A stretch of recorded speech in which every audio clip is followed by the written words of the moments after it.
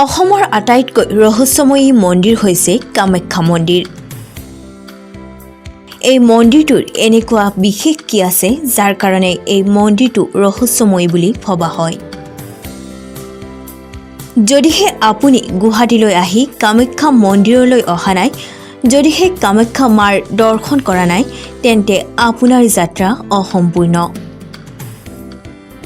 নীলাচল পাহাৰত অৱস্থিত মা কামাখ্যা দেৱালয় পৰ্যটনৰ এক আকৰ্ষণীয় ক্ষেত্ৰ।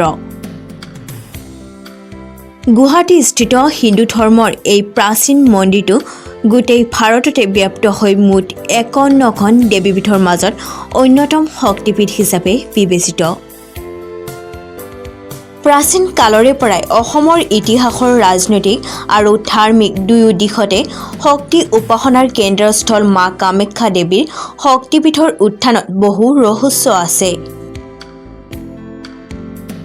একান্ত ধৰ্ম সাধনাত ব্ৰতী হোৱা দেশ বিদেশৰ অলেখ অঘৰী সাধু সন্যাসীৰ বাবে পবিত্ৰ তীৰ্থস্থল মা কামাখ্যা শক্তিপীঠৰ ৰহস্যই আজিও বহুতৰ মনত অলেখ কৌতূহলৰ সৃষ্টি কৰে।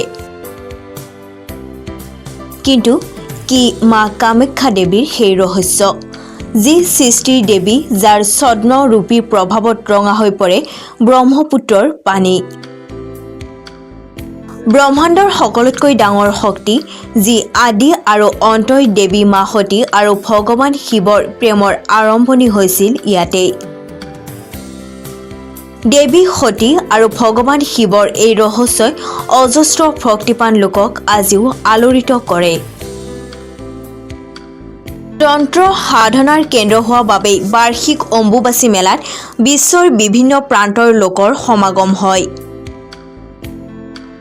ভিন্ন প্ৰান্তৰ অঘৰী সাধু সন্যাসীসকলৰ বাবে পৰম আশ্ৰয়স্থল মা কামাখ্যা দেৱীৰ গৃহত নিজ গুণে ভক্তি প্ৰদানৰ বাবে বলি প্ৰথাৰ লগতে দান কৰিও ভক্তসকলে পৰম সন্তুষ্টি লাভ কৰিব পাৰে।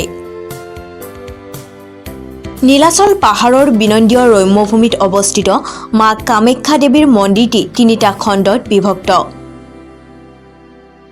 বিশেষ আশ্চৰ্যজনক এয়ে যে ৩টা খণ্ডৰ এটা পাথৰৰ পৰা প্ৰতি মুহূৰ্তত অহৰহ পানী নিগৰিত হৈ থাকে। পাহাৰৰ মাটিৰ পৰা ২০ ফুট তলত থকা এটা গুহাত অৱস্থিত কামাখ্যা শক্তিপীঠ। প্ৰতি মাহৰ বিশেষ ৩টা দিনত বন্ধ কৰি দিয়া প্ৰৱেশ দুৱাৰ ৩খনৰ শেষৰখন অন্নপূৰ্ণা দুৱাৰ, আৰু সেইফালেই মাৰ বাবে ভোজন প্ৰেৰণ কৰা হয়। প্ৰতি জুন মাহৰ অম্বুবাচী মেলাত ৪ দিনলৈকে কোনো শুভকৰ্ম ইয়াত কৰা নহয়, কিয়নো এই সময়তে ইয়াৰ এক শিলাখণ্ডৰ পৰা ৰঙা পানী নিৰ্গত হৈ লুইতৰ পানী ৰঙা কৰে। ৪ দিনৰ শেষতে পূজা অৰ্চনা আৰম্ভ কৰে বহু ভক্তপান লোকে। News desk report, Narad live.